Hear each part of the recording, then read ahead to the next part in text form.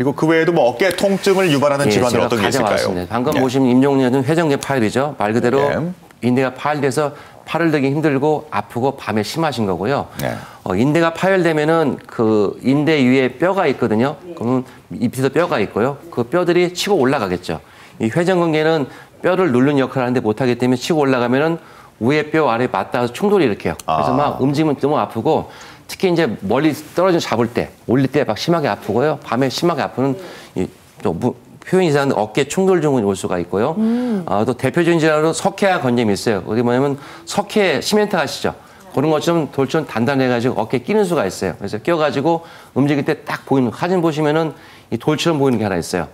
이게 딱 껴가지고 막 통증을 일으키는데 가만히 있으면 괜찮아요. 갑자기 심한 통증이 올 수 있어요. 석회 건염이 올 수가 있고 그리고 이게 다 진행이 돼서 결국은 퇴행성이 와서 가만히 있어 아프고 움직이지 못하는 퇴행성 관절이 올 수가 있기 때문에 어깨 질환은 이렇게 50개만 있는 게 아니라 여러 가지 질환을 볼 수가 있습니다. 네, 아까 그 회전근개 파열의 경우에는 그 안에 내시경으로 수술하셨잖아요. 네, 다른 질환들도 그럼 같은 수술법으로 치료를 하나요? 보통 내시경이라는 것은 우리가 위 아프면 위 내시경 하는 것처럼 관절에도 내시경을 넣어서 관절 내시경 할 수가 있어요.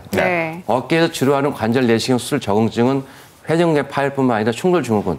충돌 증후군은 붙는다고 그랬죠. 뼈가 맞닿아서 아프기 때문에 걸리겠죠. 그래서 내시경을 통해서 맞닿는 부분을 이렇게 없어지면 되는 거예요. 그래서 내시경을 통해서 이런 충돌 증후군이라든지 맞닿는 부분 없어지고요. 파열된 인대를 꾸밀 수가 있고요. 그리고 또 하나는 석회 건염은 수술하지 않아요. 보통은 비술적으로 충격파라는 파가 있어요. 우리가 이 결석이 있으면 돌로 깨죠. 돌로 깨는 것처럼 이런 큰 팔을 이용해서 돌을 깰 수가 있어요. 그럴 수 있는데 마찬가지로 잘 안 깰 경우에는 클 경우에는 내시경을 통해 할 수가 있고요. 관절이 심한 경우는 결국은 내시경보다는 인공관절을 바꿀 수가 있고 그래서 치료 방법이 각 질환에 따라 여러 가지 방법이 있습니다. 그러니까 증세가 심하지 않은 경우에는 그러면 이제 운동요법만 가지고도 좋아지나요?